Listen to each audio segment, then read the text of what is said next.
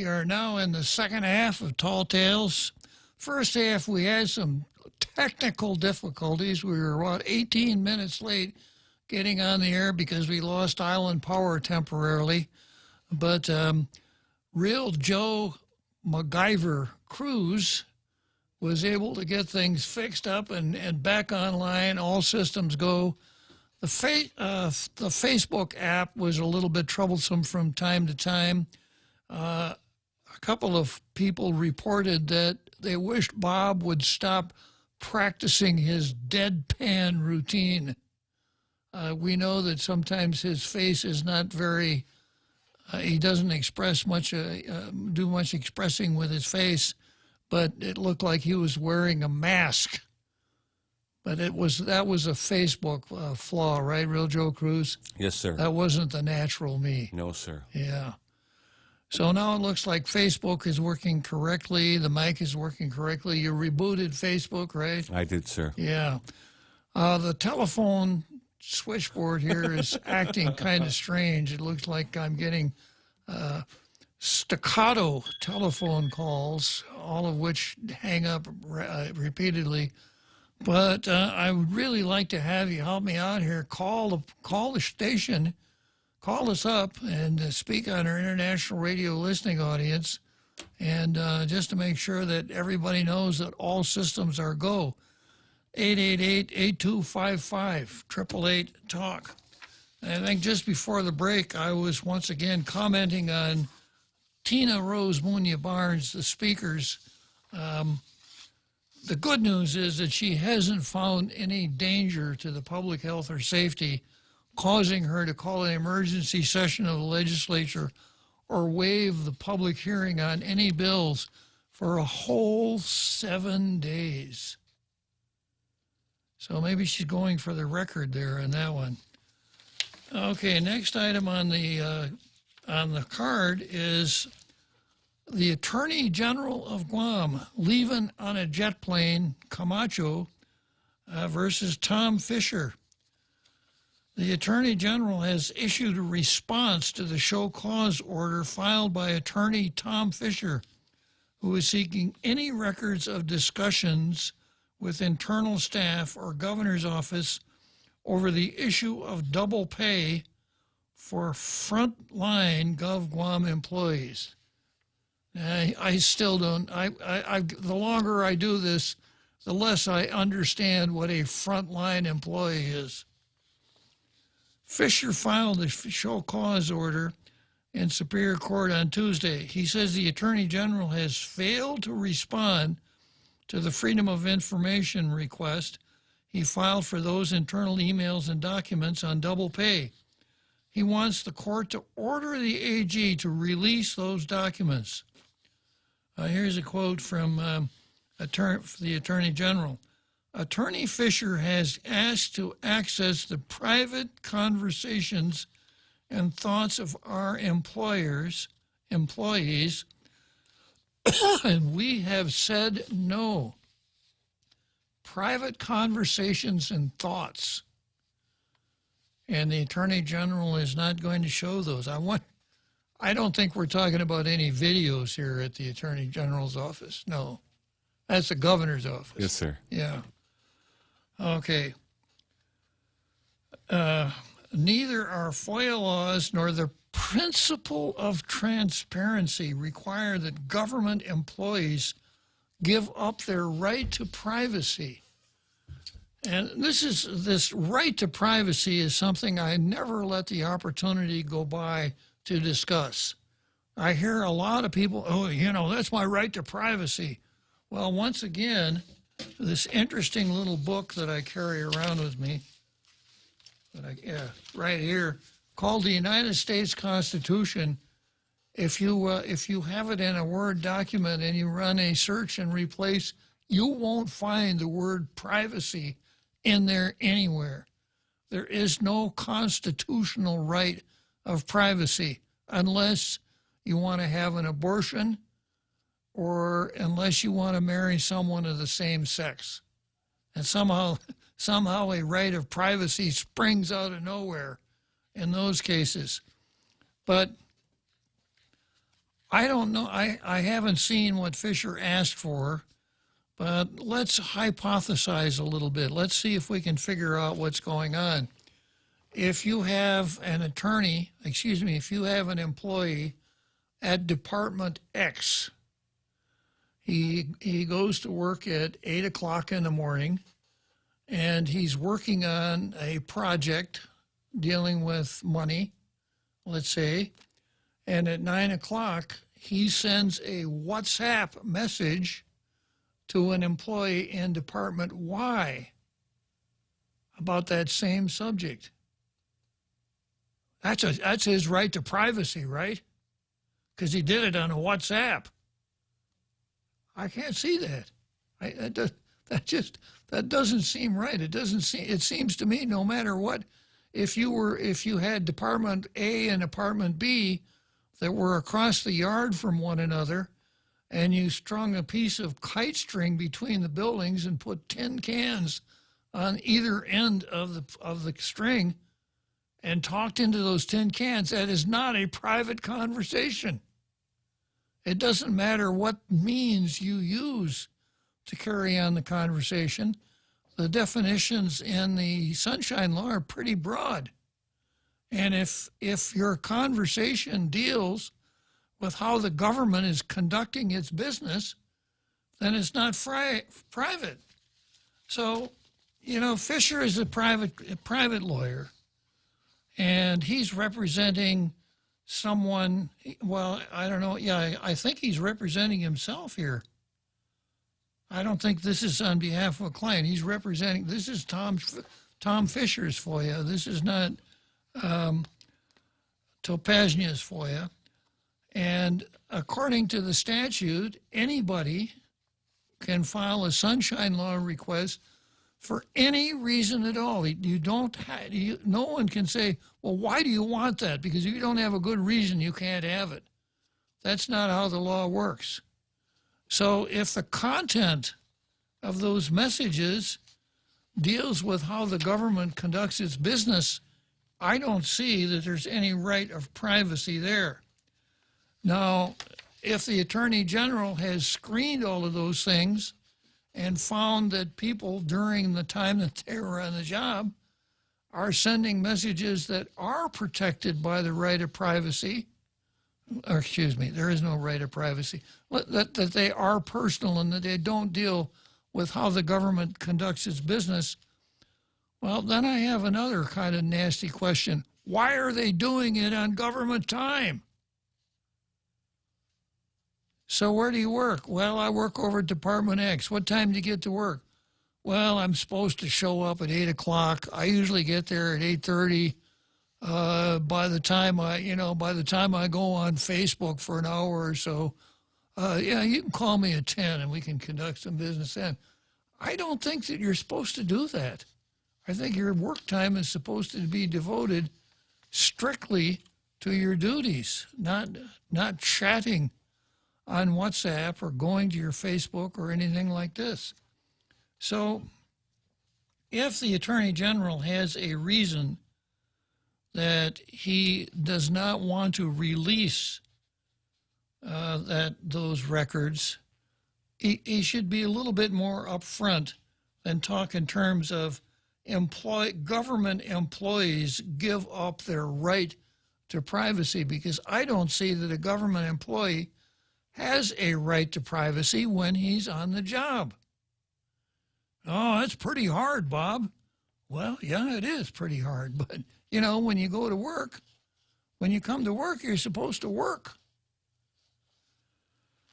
Okay, I'm going to see what another Joe can add to this conversation here. What can you tell me, another Joe? Yeah, Bob, what about executive committees? There's all these executive committees and for whatever reason, board of directors or, do they have a right to privacy? Or, because, if they don't have a right to privacy, then what's the point in having only officers and executive committees meet? I don't know. Does that sound in the same neighborhood or just very different neighborhoods? All right, you're talking about executive session? Another Yeah. Joe? Yeah, okay. In executive session, no one can force someone to divulge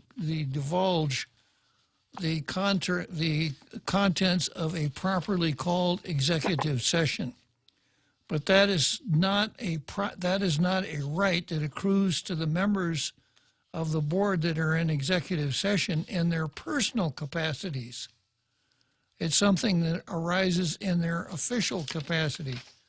And Tom Fisher says, neither the principle of transparency require that government employees give up their right to privacy. So my point is, I don't think government employees who are on duty have a right to privacy. Mm-hmm. That's my point. Now, the fact that the communication doesn't deal with how the government conducts its business might allow the Attorney General to say, I don't have to release these, but it cannot turn on the employee's right to privacy. That's what I'm saying. What about in the case of caucusing? If the majority of the legislature is Democrat, so to speak, and they have the Committee of Rules have their have a caucus which decides what they're going to put on the agenda in session, right? And my past observation has been they don't usually invite Republicans, yet that seems to be something that they're doing now.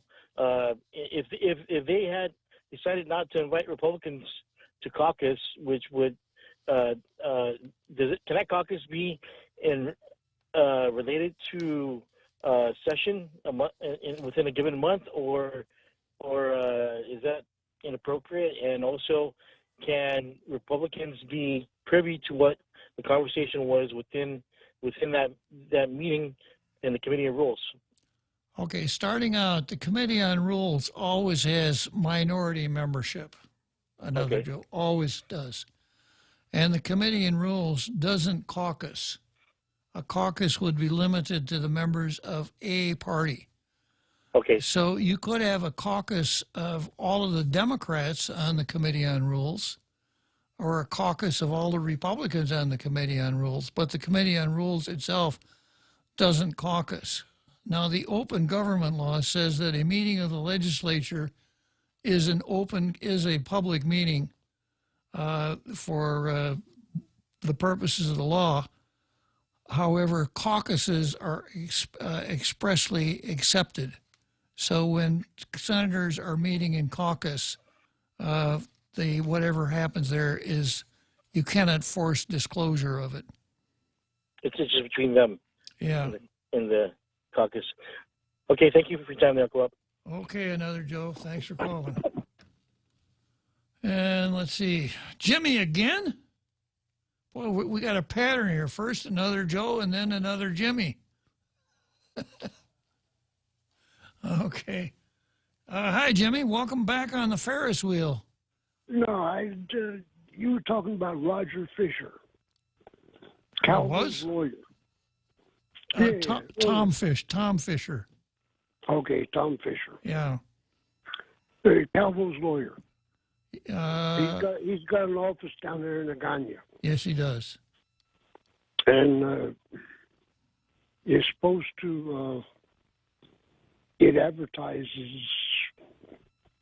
helping people that need help. Okay. So I go in there. I just need a notarization. I just want a piece of paper notarized. And they wouldn't do it unless I gave them money. Well, that's kind of standard, and that's kind of standard, Jimmy. No, it's not. Well, maybe it is. Maybe it is on Guam, but anywhere else, it's not standard. Well, especially when you advertise. And then, anyway, he wouldn't give me. Or not him. I've never seen him. Never met him. I just know him by reputation. Calvo's lawyer, and by the way his office treated me and my friend. Yeah, when I put her down there, She needed some legal service about I don't know, some kind of Medicare, Medicaid, I don't know. Useless. She gave them her phone number. They never called her back. So anyway, if you have, Tom Fisher, or whatever his name is, that Fisher, Calvo's lawyer. Yeah. You got a choice. Thumbs up, thumbs down. I put thumbs down. I'm going to talk about notaries public first, Jimmy. Okay. Being a notary public it takes a certain amount of doing. You have to go to a class. You have to pass a test. You have to pay a fee. I think every year you have to renew your commission.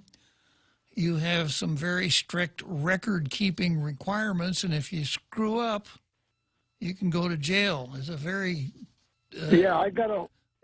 I'll tell you what, Jimmy. I'll tell you what. I'll try to be brief, and then you won't have to interrupt. Okay. So it is not something like asking your grandmother for her recipe for oatmeal cookies. There's a lot more to it than that. I think the standard fee now is $25, but it's been a while since I've done it myself. But it probably takes 10 or 15 minutes for the notary to go through the entire procedure. So lawyers, like everybody else in private business, are in business to make a profit. They're not in business to lose money. So lawyers need the services of a notary public. So quite often lawyers will have a notary public in their office, but that doesn't mean that notary public is a free service for the general public. Some places, if you're not a customer of the business, even if you want to pay, they won't do it for you. So I'm not going to hold I'm not going to give Tom Fisher a thumbs down because he wouldn't do a free notary for you. Even if you can get free notarial services in Missouri. Have you finished? I finished. Okay. To be a notary public in the state of Tennessee, you have to have 100 signatures saying you're a decent, honest person. Then you're a notary public. That's the way they do it in Tennessee. Well, I guess, Jimmy, then my obvious suggestion would be this. Go back to Tennessee. And get your paper notarized. Well, that's not really practical for me. Probably not, yeah. Because the Juki stole my passport. The life and times of Jimmy. Well, better luck next time, Jimmy. Thanks for calling. You're welcome. Okay. Yeah, so notaries public, are private people that, in a sense, exercise a governmental function. Because notaries do two things to pieces of paper. They will do what's called a subscribed and sworn to, which is an oath, where you say, I swear that everything that I've put in this piece of paper here is true. Or they'll do an acknowledgement. And an acknowledgement means that the notary has examined your credentials, has determined that you are who you say you are, and that you signed the paper that she's affixing her jurat to, they're fixing their jurat to, freely and voluntarily. So if Mr. X wants to sign a deed, in order to have documentary proof that he is Mr. X, he must sign an acknowledgement before a notary public. It's serious business. And it's meticulous. It requires, you just can't say, I'm going to be a notary. I think I'll start tomorrow. It doesn't work that way. And the risk, if you screw up, it's there. So I think it's $25. The last time I went to a notary in the States was when I had to vote absentee, and that was in Texas. and I think it was like $20 to do the acknowledgement necessary to send off an absentee ballot. So sorry about that, Jimmy. Okay, the Attorney General's statement here is in this story. And this is the statement from General Levin T. Camacho. Neither our FOIA laws nor the principle of transparency require that government employees give up their right to privacy. And you start out right at the very beginning. What is the source of a government employee's right to privacy when he's on the job? Under Guam's Freedom of Information law, one limitation on the release of public records is when records relate to pending litigation. Okay, that makes sense. The purpose of this limitation is to protect the fairness of the judicial process and to prevent unfair advantages involving access to information during a lawsuit. That sounds what the kind of thing I would expect an attorney general to say. It's public knowledge that Attorney Fisher represents various GovGuam employees, including an Office of Attorney General employee, in a lawsuit against GovGuam for double pay. Attorney Fisher lost his case and has since filed an appeal in the Supreme Court, where the case is now pending. In his latest court filing, Attorney Fisher has contradicted his own statements by claiming there is no pending lawsuit against the OAG. We cannot simply ignore laws and facts when they produce an outcome we don't like, said Camacho. Well, as far as the second two paragraphs are concerned, I would say, yeah, the attorney-client privilege, that makes a whole lot of sense. But the first paragraph, that to me looks like exactly what he's doing. He's ignoring the law and facts when they produce an outcome he doesn't like. And it's not very workmanlike, and I expect more from our Attorney General. So much for that.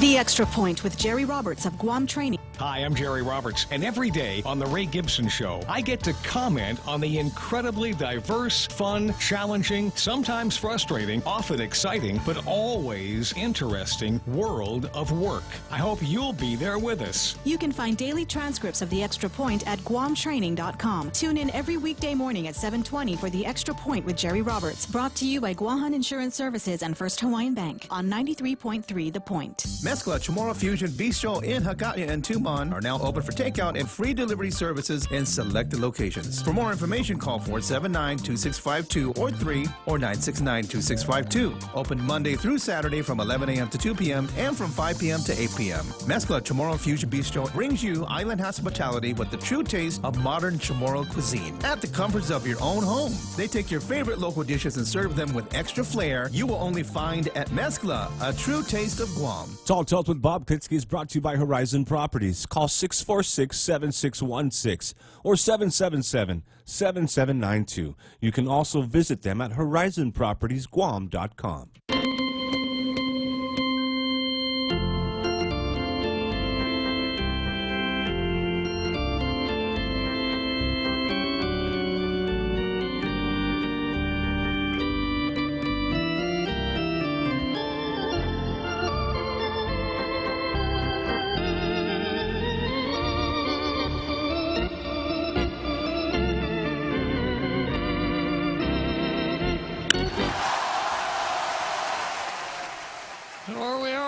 Seventh inning stretch, Wrigley Field, Chicago, Illinois.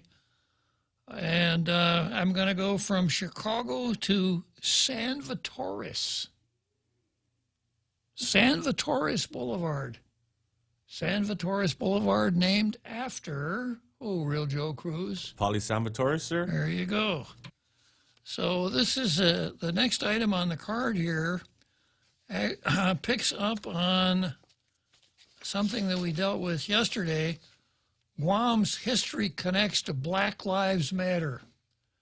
You'll recall this was an op-ed piece that appeared in the Post over the signature of Kelly Titano Marsh.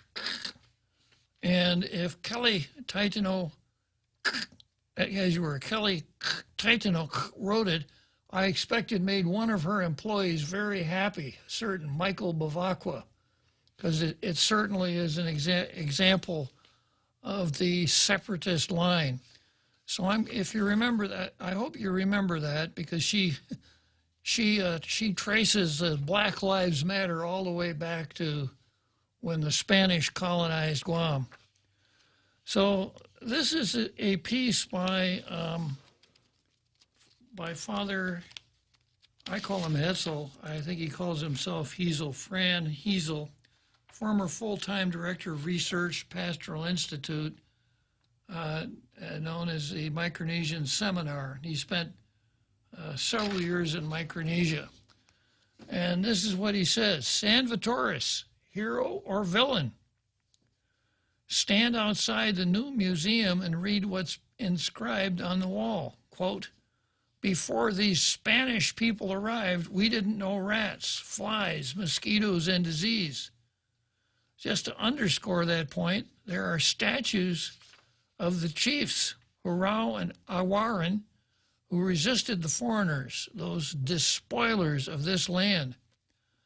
Across the street and catch the Sunday Mass at the Dulce Nombre de Maria Cathedral Basilica with its own array of statues, its spirited singing, and its faithful followers. This all started, of course, with Diego Luis de San Vittoris and his companions who came to share their faith with the people of these islands. So were Blessed Diego and his party despoilers of the land, first and foremost? Or do we see them as benefactors who brought the religion that has practically defined the island for over 3 centuries, even if other nasty things, including plagues and violence, were add-ons? What do we think of San Vittoris, the individual who brought the Spanish to Guam to stay? Is he a hero or a villain? Should we honor him for bringing the faith or revile him for destroying the culture? These all seem like rhetorical questions in light of Senator Marsh's usual approach to things, which is the separatist point of view. So all you have to do is identify Father San Vittoris as a colonizer. Is there such a thing as a good colonizer, Real Joe Cruz? No, sir. Tisenia, nay. Cannot be. So he was a colonizer. So these are not hard questions for the separatists to answer. Is he a hero or a villain? Should we honor him for bringing the faith or revile him for destroying the culture? Well, that's just about the worst possible thing you could do. Are the people singing hymns in the cathedral at odds with those pumping their fists as they read what's inscribed on the walls of the museum? Are there 2 different mindsets about all this? Or is this cultural schizophrenia? The rats and mosquitoes and diseases were real, even if they weren't intentional, and the damage they did is beyond dispute. Then there were the fights that led to the loss of life, although not nearly as many deaths as early historians imagined. The island people suffered at that time as the population plummeted. People were lost in great numbers. But what about the culture? Was the integrity of the culture destroyed? Are today's Guamanians cultural orphans? So as I read this, I've wondered myself how long it would take for the separatists to turn on the Catholic Church. They haven't yet.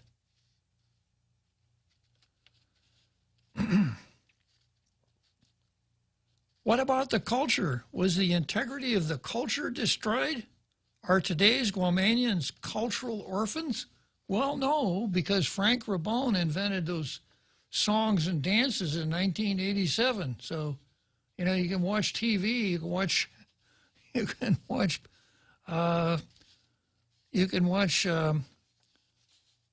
Channel 8 or 608 anytime, and you can see that ad put on by Gefpago, the kids standing along the ridgeline singing the Chamorro hymn, which was, which was originally written by a Navy wife and then translated in Chamorro by Bennett Dunca about 20 years ago. Are today's Guamanians cultural orphans? Only if you're identifying culture with spears carved out of thigh bones of the dead, or village clubhouses for young men, which were apparently elements of the prehistoric culture. How about the mangi, or techa, or respect for the dead, or veneration of the spirits? Not only do they survive, but they're embodied in the religion that San Vittorius and his party introduced to the island long ago. Even so, these questions may be a battleground for determining who Guamanians are as a people. Some might stand with the radical chiefs, the ones celebrated on the walls of the new Guam Museum, who saw the newcomers as a destructive force. But there were other chiefs, at least 5 of them, who picked the other side and stood by the missionaries when they were under attack. Was this a matter of principle or just a replay of old simmering quarrels within the island community? So the islanders in the past may have been divided on this issue as we are today.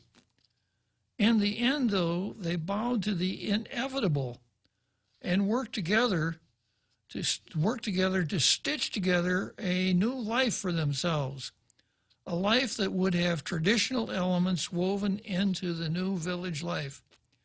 Eventually, they decided it was futile to have to choose sides.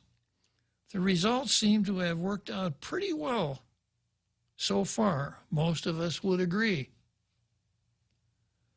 Shouldn't we reach the same conclusion they did? Very thought-provoking column there by Father Fran Hetzel. And I would like to hear the response of Senator Marsh and her employee on the questions that he poses. Okay, next item on the card is supposed to be the government of Guam versus the national government, but I think I'm going to skip over that and go to Dan Ho versus guilt.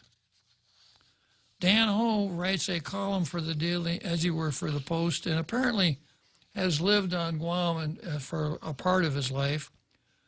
And he has a really different approach to writing columns. I read them every week. Sometimes I think, well, okay. Sometimes I think that's kind of profound. This is what he said this week. More than any other time I can remember, and probably not since the war crimes trial of World War II, has the entire world borne witness to a deep dive into past wrongs that we're seeing these days. At the forefront is Black Lives Matter. And now, I'm going to mark you down here, and the horrendously uneven treatment of Black Americans. You don't put those kinds of adjectives in serious writing, Dan. Horrendously uneven. You could have just said uneven treatment of Black Americans at the hands of the police. When you use words like that, you're kind of tipping your hand. It is just the tip of the iceberg. The cops are just a few of the individuals up for judgment for many forms of bad behavior, Dan says. Consider Howard Stern, America's favorite, richest shock jock, who at the moment is being made to answer for performing in blackface. Maybe Howard wants to run for governor of Virginia. We don't know. Where's that horn, Real Joe Cruz? Let's try that again. Consider Howard Stern, America's favorite, richest shock jock, who at the moment is being made to answer for performing in blackface. Maybe he wants to run for governor of Virginia. Stern claims his action was in response to and a mockery of actor Ted Danson's performance in blackface during a skit with, of all others, Whoopi Goldberg. Effectively, Stern became a white man in black makeup so he could call out another white man who was made to look black. So we must assume that he is somehow excused, or so he argues. Historically, he probably should be, as in truth, Danson has caught little flack, if any, for his misstep. Indeed, others such as Joy Behar and Jimmy Fallon have also darkened their faces without much brouhaha. It's anybody's guess how they've escaped any real consequence. However, Stern's call-out seems to indicate that today all bets are off. Howard is a shock jock. We expect him to upset us. But at this moment, his blackface is forgettable.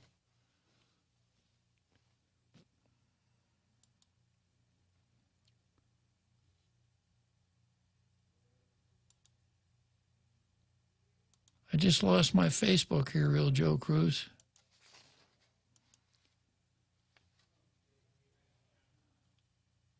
Maybe it was something I said. Maybe I don't think so, sir. Mark Zuckerberg said, pull a plug on that tall tales nonsense out there. They're not politically correct. Okay.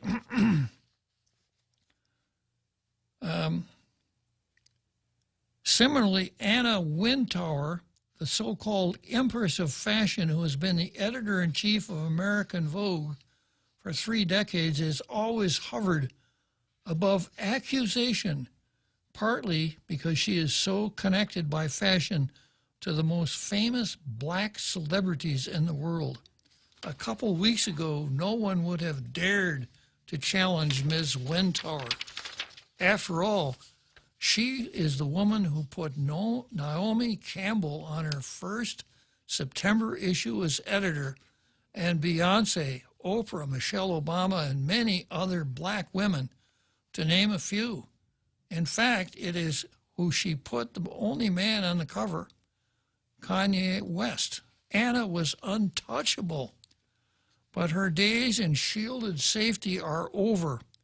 Over the past week, the media has been filled with stories about she has misspoken to and mistreated several of her black associates. In a rare move, she issued a long-winded mea culpa. And of course, that's what you have to do. Oh, I'm so sorry. And then it only gets worse, Real Joe Cruz.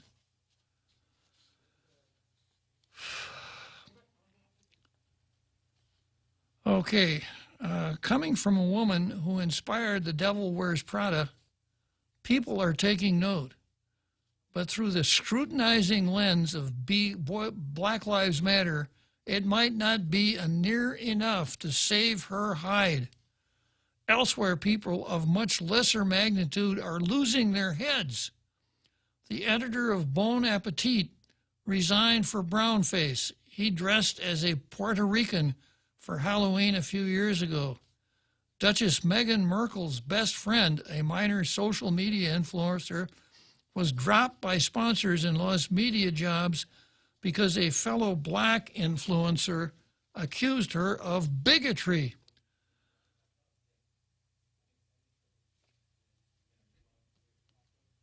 Having once worked in television and radio, I'm finding myself wondering if there's anything out there that I did 20 years ago that might spell my demise. For the record, I don't think so, but you never know. I'm going to read that again. I'm finding myself wondering if there's anything out there that I did 20 years ago that might spell my demise. For the record, I don't think so, but you never know. We really don't. Today's mood can be summed up by a sign I saw a protester holding up. It read, "Silence is violence." And let me explain that a little bit more. According to the BLM folks and people over there in that stripe, silence in the if the speech that you're hearing is disagreeable and you are silent, silence is violence. And you can meet violence with violence of the real kind. Silence is violence. Other activists have suggested that being quiet about the current social movement is being complicit. And this way, we are all made to face the music of Black Lives Matter and all issues tangential to or under its ever-widening umbrella.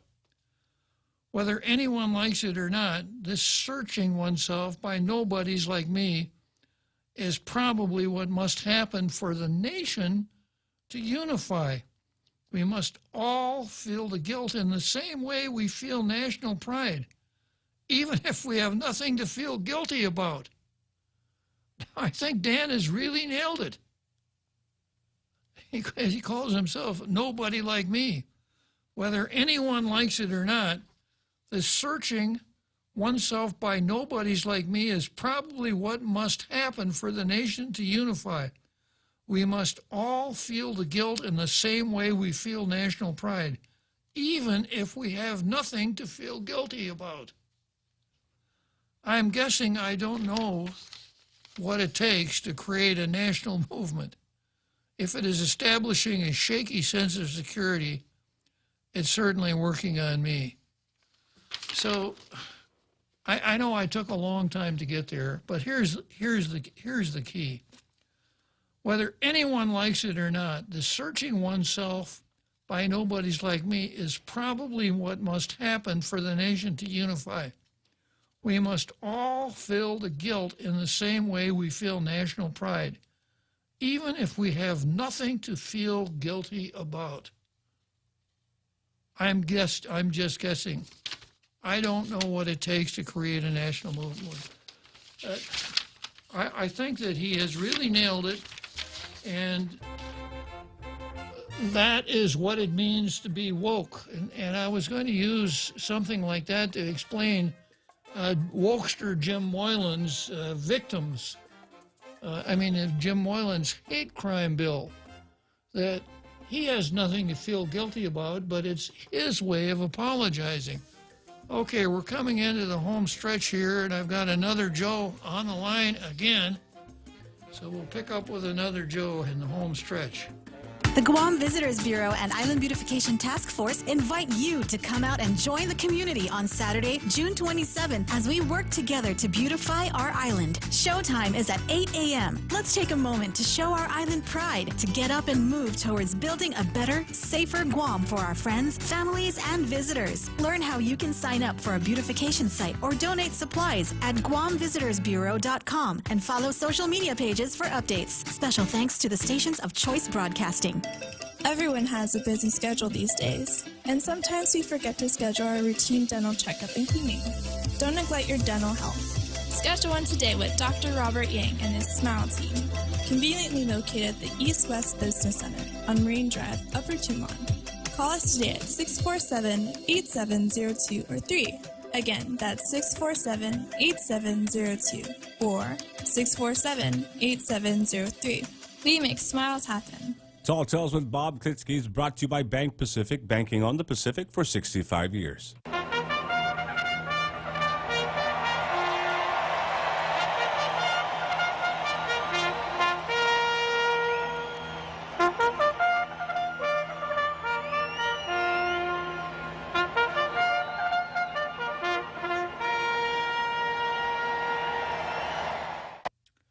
So here we are. are, the home stretch, Churchill Downs, Louisville, Kentucky. And who is it that I see out there on the track trying to get on a horse? It's Another Joe.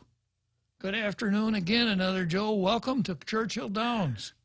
Hey, Bob, what is this, 3 times now? 3 times the charm? I think so, yes. 3 strikes and you're out, Another Joe. Oh, snap. 3 strikes. Well, I was going to say, actually, 3 strikes in bowling is good, right? Or that's mean you get all 10 pins? You can strike out in bowling, and it's really good. Anyway, so I was going to say, I want to hear Congressman or President Robert Underwood's response to Father Rizal's commentary or editorial, whatever it is. Op-ed I want piece, to see it. yeah.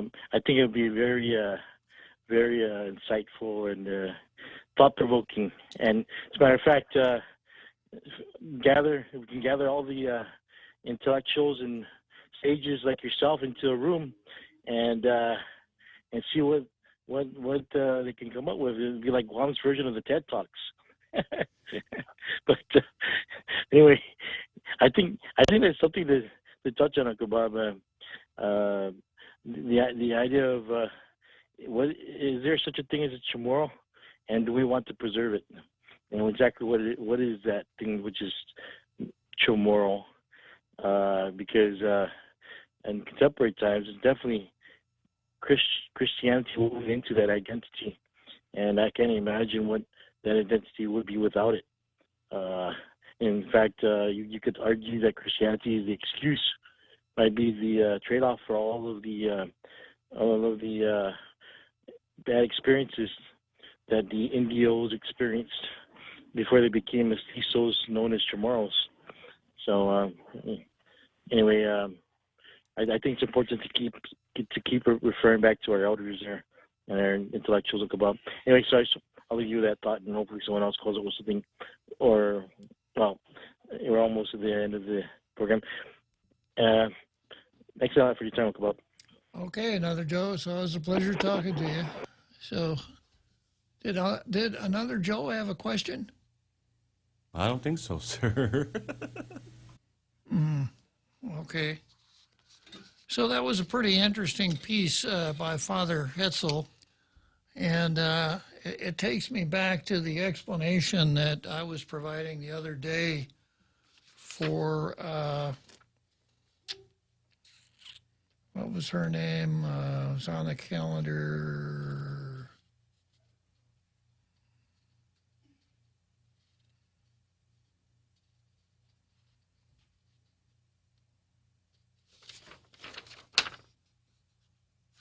Did I lose it? Hang on just a second, Real Joe Cruz.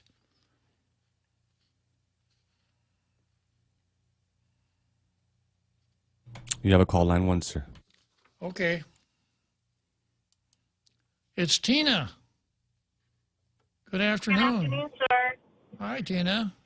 Hi, I just had a question. I was just wondering, to me it would seem like a kind of a conflict of interest if the protests were about police brutality. Why would the police be there to do crowd control? Well, the conflict would be what, Tina? They're being accused of police brutality, Yeah. so the cops are, it's like throwing them right in the ring to get the retaliation. I kind of feel like maybe they should have been left out of that part, and maybe the National Guard come in just for crowd control, not to bully anybody. And then, because it seems like you're throwing the cops in there, and they're hating on the cops. I don't know. I just kind of thought I don't know. It just felt like should the cops may have not been there to do the crowd control, and then maybe, of course, be cops for the night anywhere else, but could they have not been? Well, what we're facing here is something that looks like a total break with our civilized tradition. And our civilized tradition is that we have police who do 2 or 3 things, one of which is order maintenance, maintaining order.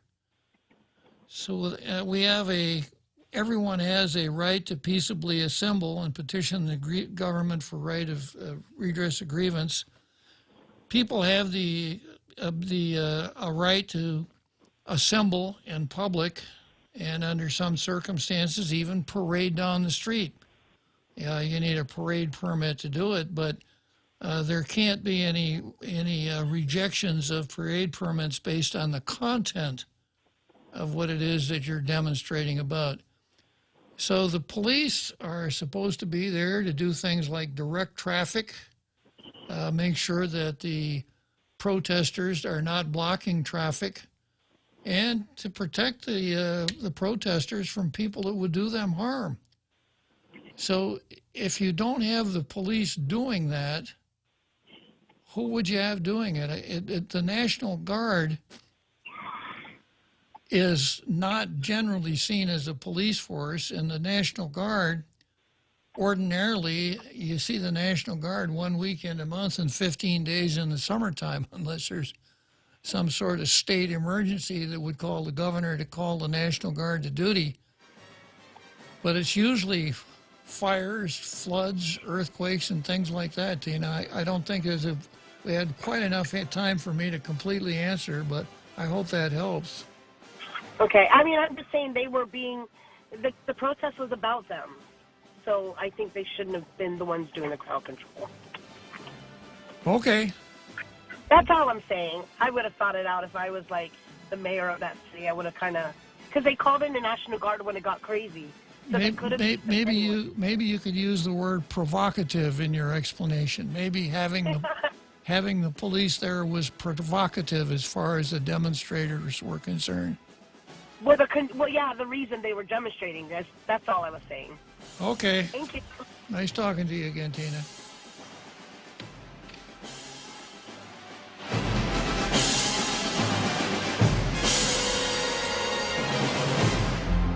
The Point is KUSG, Hagåtña, Guam, 93.3 FM and 104.3 HD3. Atlanta police officer is charged with murder.